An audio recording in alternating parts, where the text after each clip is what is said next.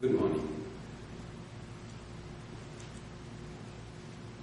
Holy Mother's birthday falls in the month of December. We will celebrate her birthday on Sunday, December 13th. So we are taking 2 weeks to discuss incidents from her life which shows how wonderful she was in managing the things, her power of management. There are many aspects of Holy Mother. Whatever you take is grand, inspiring, it's helping.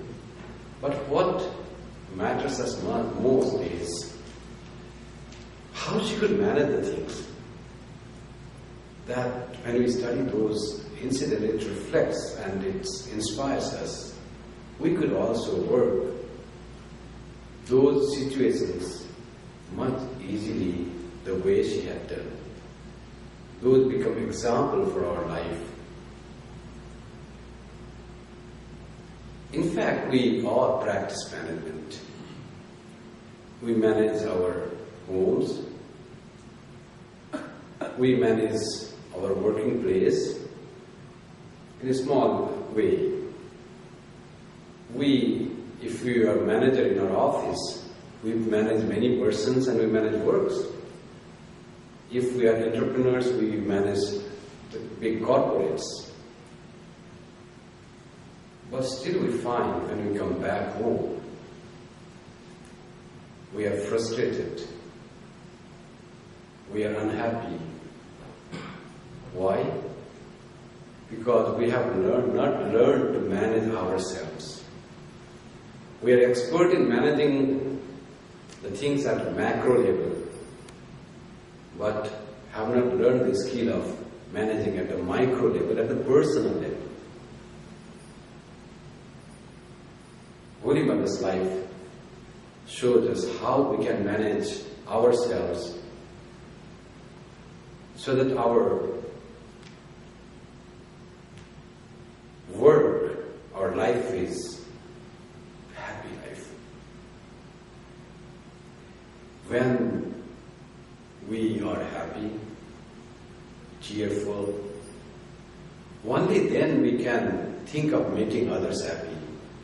A frustrated, disgusted person cannot make others happy. Only a cheerful man, a happy man, a joyful person can make others happy. And that depends on how we manage at the micro level. Many books have been written on the subject of management. There are wonderful big institutions who teach business management, like our shooting school, or so many other schools all over the world, big universities. But the way to manage ourselves, we have to learn from great world teachers, particularly the life of Holy Mother. Because she was a householder, a family person. She was not a monk like Sri Ramakrishna or Swami Vivekananda. She lived in very much like the environment that we live. She faced the trouble and the problems that we face. Perhaps she faced greater trouble and problems than we face. Her household in Jairambati consisted of 3 brothers, few nieces. One of the youngest brother, her youngest brother, he died early, leaving behind his widow and his young daughter. The daughter named Radhu was a willful child, restless, crazy. And Radha's mother Surava was known as Mad Aunt, Pagli Mummy. She was almost insane. She lost her husband just after a few years of marriage. It was a big shock. After that she became almost mad. Holy Mother's household comprised these persons. Her brothers, two surviving brothers, were very greedy, very petty and very mean-minded, always trying to gain money from Holy Mother. Holy Mother, whom others regarded as a goddess, spiritual teacher, came to her to seek spiritual advice. These two closest relatives of hers, her brothers, only wanted money from her. And how she managed all these things. And there were attendants in Jairambati, there were monks, there were villagers who used to visit her from her own village, Jairambati. There were guests visiting from Calcutta and other cities. She could manage everyone in a wonderful way.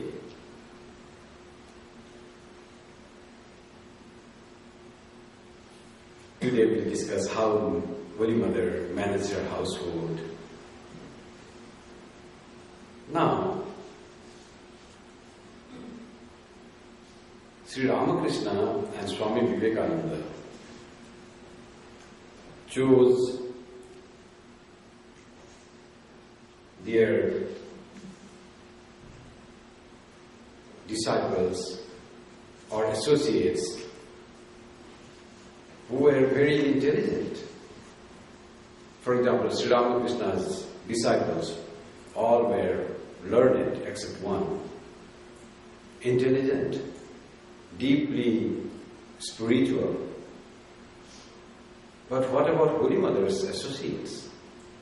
Villagers, illiterate, small-minded, and they were all with Holy Mother, and Holy Mother managed them so wonderfully. Let us take the examples. After Sri Ramakrishna passed away, who carried on the legacy of Sri Ramakrishna? His disciples who were to become monks were given to all spiritual practices. But Holy Mother went back to Kamarpukur and carried on the legacy of Sri Ramakrishna, talked about him, facing all the difficulties. She was a widow, and in India, how widow is seen. And moreover, she refused to accept fully what widows do, particularly wearing. She used to wear a white dress with a very narrow red border. People didn't like a widow wearing red bordered cloth. That was not the custom. It was other than the customary. Widows didn't wear any ornaments. Holy Mother had put on bangles which Sri Ramakrishna had made for her. And for this she was very much criticized. Moreover,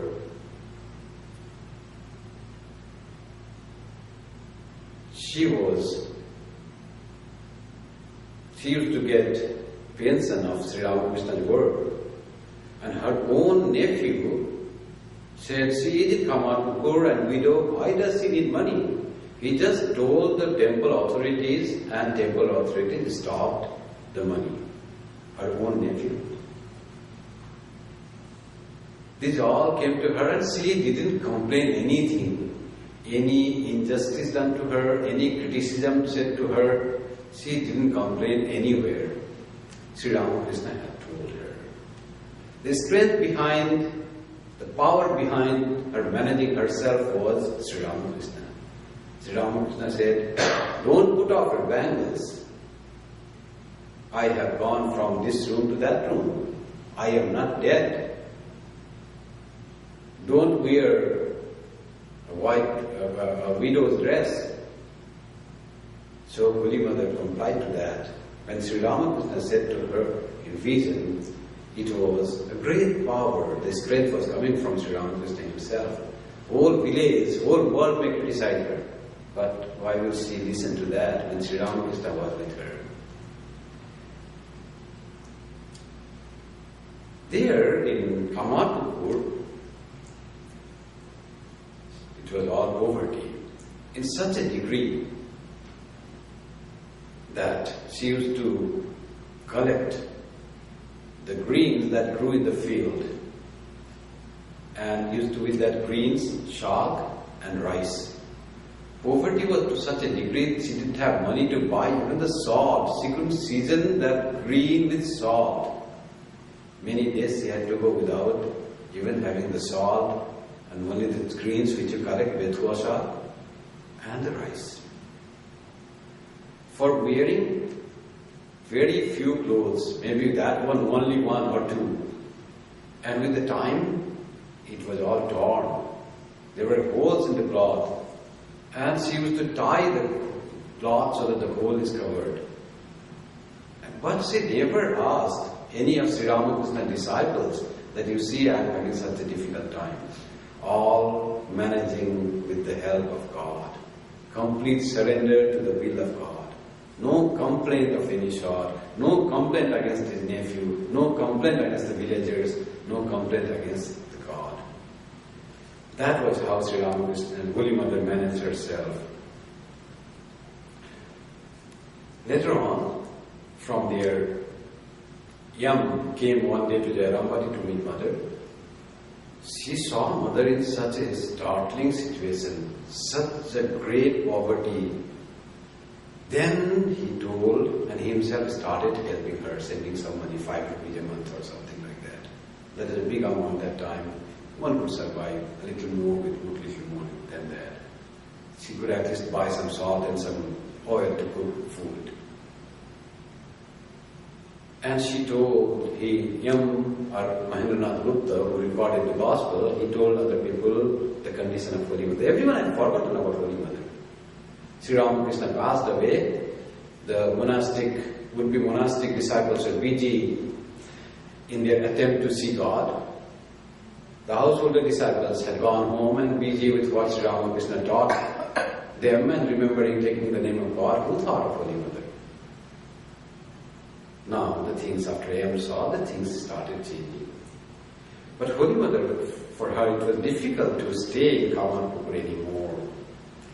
So she had to move to her father's home, paternal property in Jairambati with her brothers and sister-in-laws. Now, her brothers were so greedy that after many years when Ramakrishna Mission was formed and they knew the glory of Holy Mother and they wanted to have a permanent center of the Ramakrishna Mission there with Holy Mother's temple, so they wanted the land where the Holy Mother was born. And there were 2 brothers and both were the heirs to that land. So unless they sell, Ramakrishna Mission will not get the land. But when they heard that Ramakrishna Mission is trying to buy that, the price they set for that just raised. Kali Mama said, I have to have 1,000 more than Prasanna Mama because I have more children. Holy Mother heard this and he said to Sarath Maharaj, don't pay a penny more to Kali. You have to pay whatever is the rate for this land is prevailing now. Her own brothers, he was doing injustice. She was so firm. She didn't allow them to pay, Ramakrishna Mission to pay more. But she bore the injustice done on herself. But she had great respect for social customs of that time. She was requested by her disciples to eat fish. She was frail. She never touched fish according to the custom of the society that widows don't eat fish and meat. She stuck to that.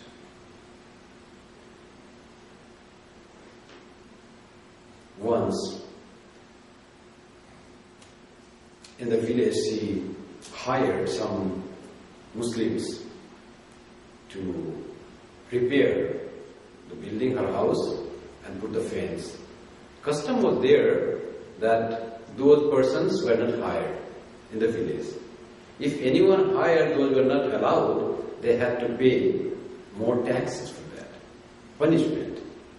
Holy Mother was ready to pay the punishment than to discriminate people on the basis of religion. She never discriminated on social status or religious status or caste status. For her, Brahmin and Shudra, or rich and poor, or Hindus and Muslims, all were same.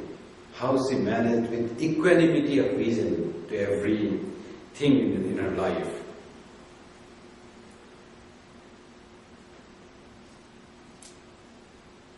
How could she understand the problems of other persons?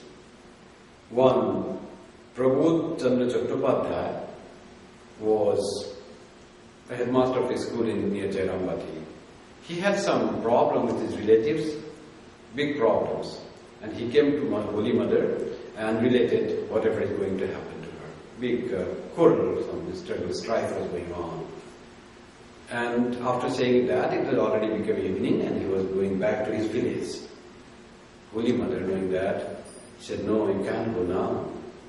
There may be danger to your life because the quarrel has gone to that level. Please stay here overnight in Jairambati. Tomorrow early morning you leave."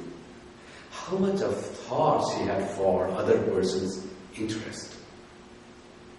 That's how she could manage not only herself, other person's life also.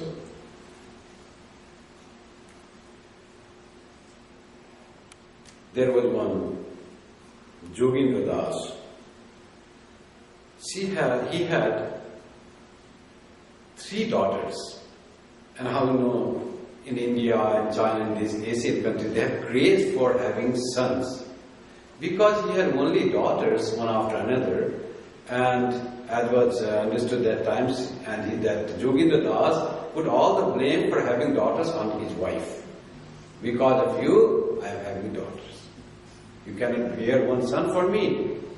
And he used to treat his wife very bad way, very inhuman way. Even used to beat her. Holy Mother heard this, called that man, and then she said, "What are you doing? It's inhuman to do this. Should anyone beat his wife, not for having a son?" She scolded, but he cried to Holy Mother, "Mother, I want a son, I don't have son." Holy Mother said, "I pray for you that you will have a son." And by Holy Mother's blessing, he had son. So Holy Mother could take the problem of other villagers as her own problem. How much was her love for others? The basic cornerstone of her management was love. She loved everyone so much that anything else was done based on the love for others. Once, she had to send gift to a person. And in her household was her niece, Nalini. Nalini had very bad relation with that person. So Nalini would not like some gift to be sent to that person. Now what Holy Mother does, if she sends something, Nalini will be upset. And it was an important occasion and she had to send some nice gift. Now she was at a fix, how to manage this, how to make Nalini not go upset, and yet send the gift to that person. So instead of sending gift without the notice of Nalini, because Nalini would come to know, she called Nalini and said, "Nalini, I want to send gift to that person. I want to buy some cloth worth 5 rupees or something," she said like that. something. What is your opinion about that? In fact, she asked the opinion of Nalini Didi, what she should do to send gift to that person. Nalini Didi was so happy with mother's this power of management. She said, Mother, you are trying to send that thing to that? No, that's not proper for you. You should give her more better thing. You should spend more money. It is going from you. What people will say? So mother's word was done. Sometimes like that happens when we give a little importance to other people. They can just come to our view. The feeling of importance, that makes a lot of difference. Just ask the opinion of others. You may not take fully the opinion, but when you ask the opinion of someone, that makes him happy. Just giving a feeling of importance. That's what mother did to manage Nalini Didi. Otherwise it would be a lot of problems.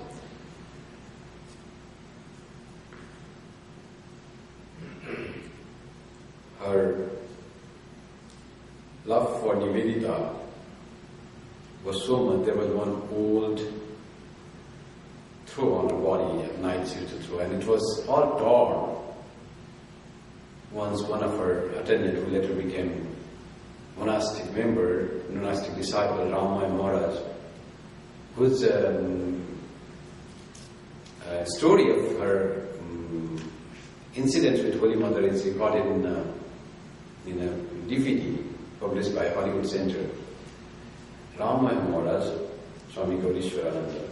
So he was going to throw away that old blanket called kantha.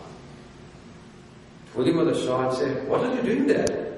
Kripamayananda said, "It's old, all this cotton is coming out from there." He said, "No, you don't know how important it is. It is given by my cookie." Cookie means Nivedita. Sister Nivedita had given the comforter to her, and she would not allow that to be thrown away. The item of love, the memento, token of love to her was that important. So everywhere in all her life you will find the item, her motivation was love. Holy Mother was once going to Jairambati in a bullock cart from Vishnupur. A short distance they had to travel in train, and after that they had to go on a bullock cart, that one carriage pulled by the bulls, that we call bullock cart. Even we didn't have a horse carriage that way there.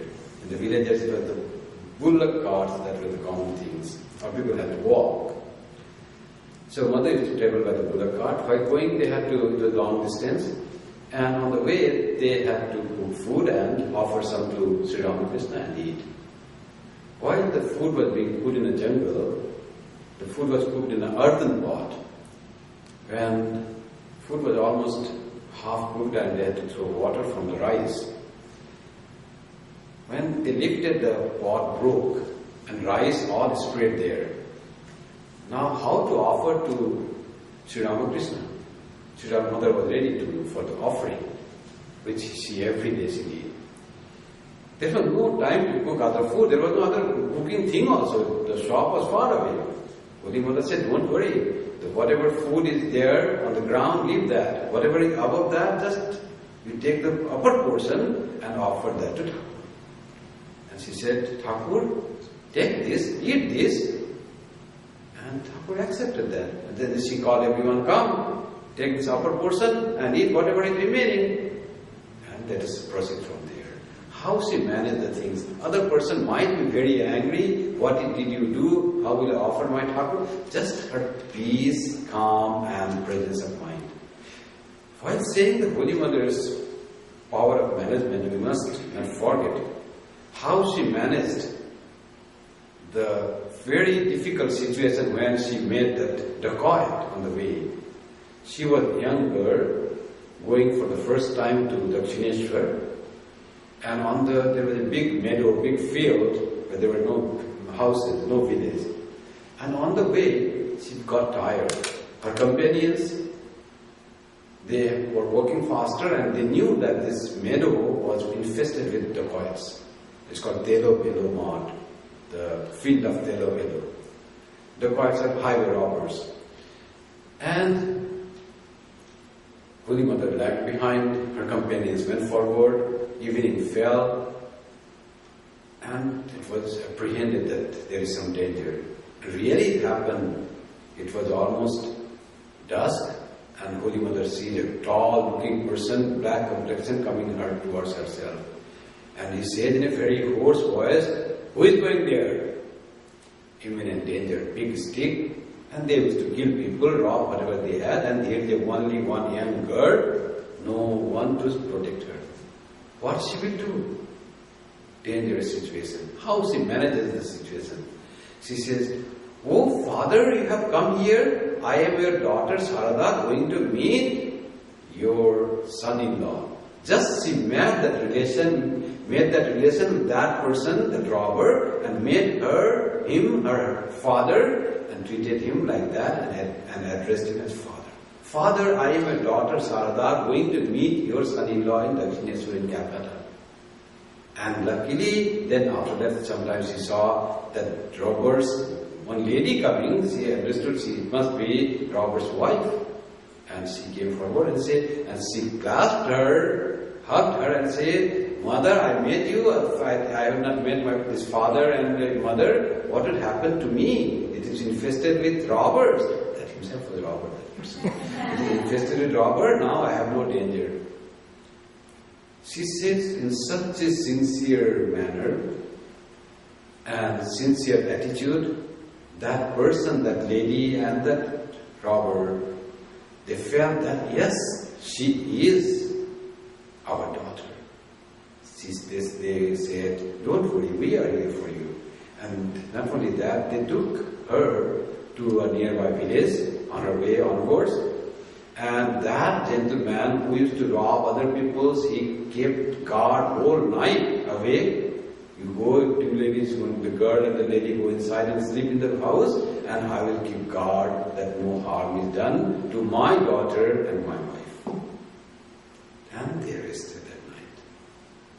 And Holy Mother, before parting, she said, "Father, you will have to come to my husband's place, to your son-in-law's place, and we'll treat you well."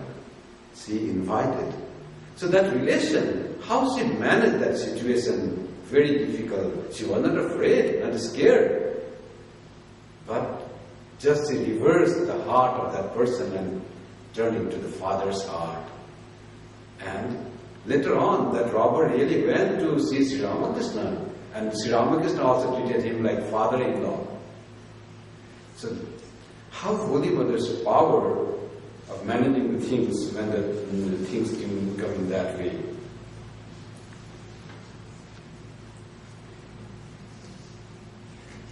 There was one, Chandra Mohan Datta from East Bengal, now Bangladesh. He was very devoted to Holy Mother, very devoted. And looking after some work in Calcutta, he came back to Calcutta. And his father was also staying in Calcutta.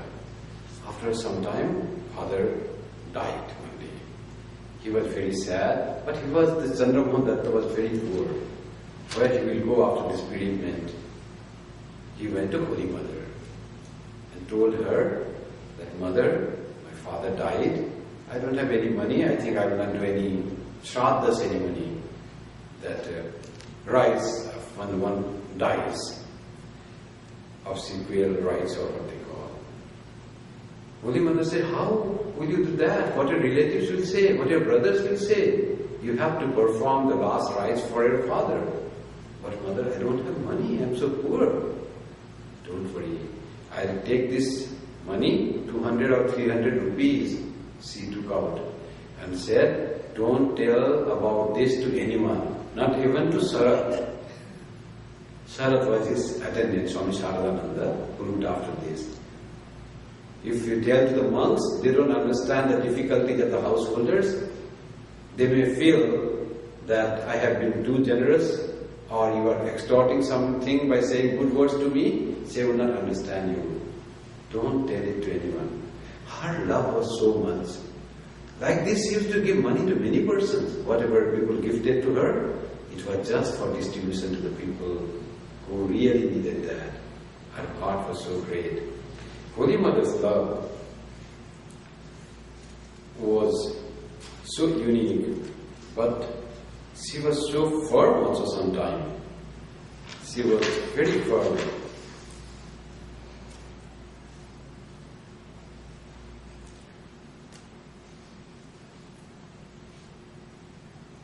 Now, to come about the firmness in action,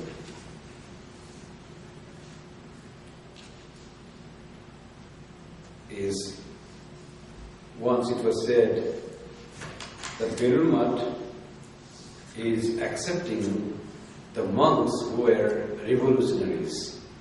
People used to really, they were inspired by reading Swami Vivekananda's life, and out of love for their country which was enslaved, people were fighting for the freedom of the country.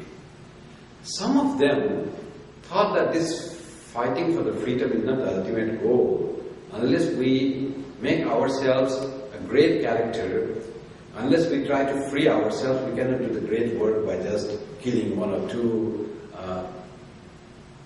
oppressors.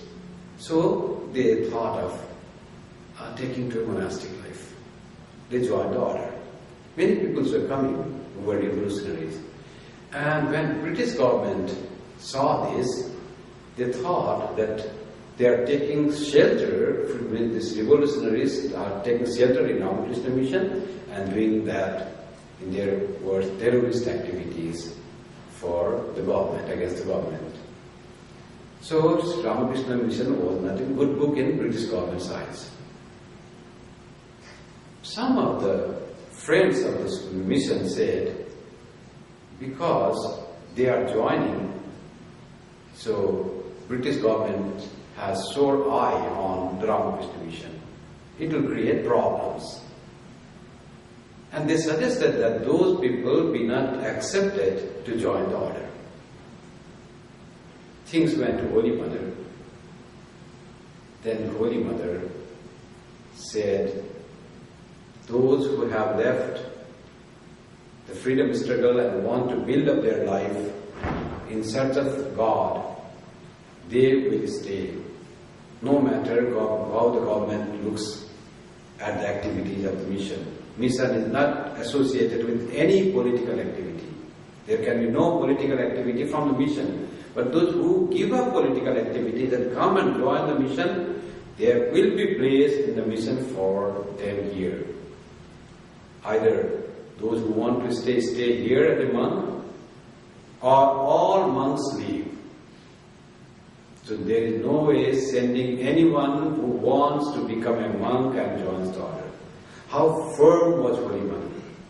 Later on, government understood that Ramakrishna Mission is totally apolitical. No political activity goes from the Ramakrishna Mission. Holy Mother had two very dedicated attendants, Golab Ma and Jogin Ma. As it happens, when you live together, there are scuffles, there are clashes, there are friction. Once, Golab Ma among them was very sharp-tongued. She used to treat others very harshly. But they were very good to serve Holy Mother. This story is about not Golab Ma but Jogin Ma. Somehow Jogin Ma was quiet. Jogin Ma got in conflict with one of the monks, Rashbihari Maharaj. The conflict went to such a degree that Jogin Ma said, Mother, now enough with this man, your young brahmachari. I cannot live if he is here in your house. Either he leaves or I leave. Jogin Ma was a long-standing attendant, devotee of Sri Ramakrishna, and Rashbihari Maharaj came later. Holy Mother's reply was, Jogin, he has gave up his home and heart and came here and joined as a monk. I cannot ask him to go away. He will stay. Your decision is up to you. If you can't stay here, it is your decision. I have nothing to say. That was a firmness. Not only in Jogin Ma's case, there was a big one girl used to come to Holy Mother, which was of a questionable character. And seeing this, many of the Holy Mother's devotees, they were unhappy. That girl is not good in character and she is treated so well. And they formed a group. And Balaram Basu's wife also came into that. And there was a big group of devotees who were against that girl's coming to Holy Mother. Balaram Basu's wife, as a representative of that group, sent a message to Holy Mother that if that girl continues to come to Holy Mother, we cannot go there. We are from respectable families and that girl is of a questionable character. It was a big thing. Balaram Basu was a devotee of Sri Ramakrishna. His wife was very honored. He had spent so much. They looked after Sri Ramakrishna like a Rasadar. And Holy Mother also used to go there. Sri Ramakrishna used to love that Balaram. Very intimately connected with Sri Ramakrishna was Balaram Basu. And his wife was also very close. And all these devotees were very close to Holy Mother. Now what Holy Mother will do? Will she take a risk to lose all this big group of devotees or this questionable character's girl? Holy Mother said, this girl has no place to go. If she comes to me, I cannot ask her not to come. If others can't come because of this, what can I do for that? She stayed on and supported the coming of that girl at the risk of losing these devotees. And when one is so firm in the decision, born out of love from the heart, sympathy, compassion, what happens? When they heard the group of devotees, they also understood and wanted to make terms with that girl. And in fact, Balaram Babu's wife one day invited Holy Mother on a meal and invited that girl also. Please come here and have meal with us one day. So all things were resolved because of Holy Mother's firmness on certain things. Not neglecting anyone, having compassion and love for one and all. That was Holy Mother's attitude. One day one person comes to Holy Mother, some wrong was with his mind. He was trying to be a good person, perhaps he couldn't become good in Jairam Bhati. And he said to Holy Mother, Mother, I could not make out. I am going, perhaps this is my last visit to you. Did pronounce to Holy Mother, ran. Perhaps he would commit suicide or something. He was very depressed on himself. Holy Mother ran after that young man. That old lady ran after that young man and caught him in the shirt, turned him towards him, caught his collar and said, look at my eyes. Don't forget you have a mother. Say, I have a mother. That man saw at Holy Mother's eyes full of compassion and love and said, yes, I have a mother. Don't think for anything else. I will protect you. And that person gave up the thought of perhaps what wrong he was going to do for himself and changed his life. That Holy Mother is always with us. And her love, as is to that boy, is always there.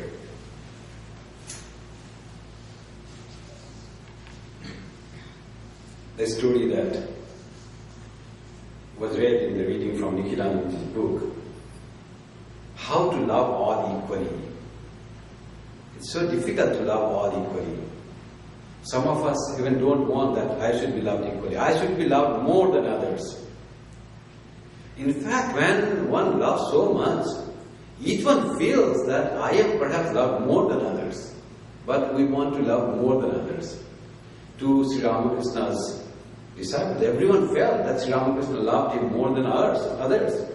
Because they were loved, each one of them were loved so much. It was so enormous that love was. Everyone felt, how can other be loved more than this? So that always happens. Even I hear from the devotees here in Toronto that who met Kripamayananda, many of them felt that Swamiji loved him or her more than others. Many felt, how can all be loved by more than others? But the enormity of love makes that feel. When love is small, people feel jealous. Oh, he loves that person more than me. But when the love is enormous, everyone feels, I am perhaps loved more by that Swami or that mother or that gentleman like that. And Holy Mother's quality in making feel everyone that perhaps he or she was the one most favorite of the mother. Really, mothers, everyone was favorite of the mother. That was mother's this thing.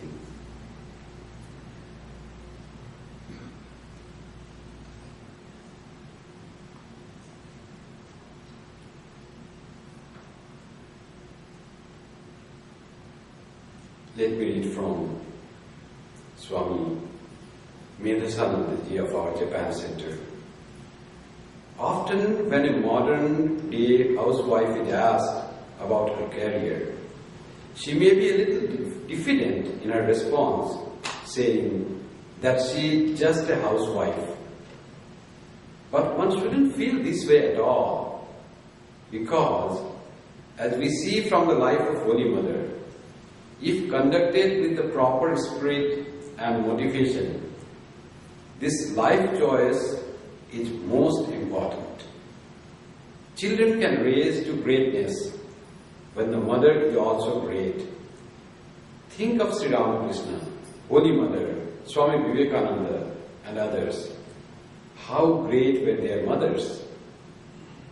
The centerpiece of the Indian ethos of management, Nishkama Karma or Karma Yoga, teaches us to not seek God, but see God and to serve that God in everyone.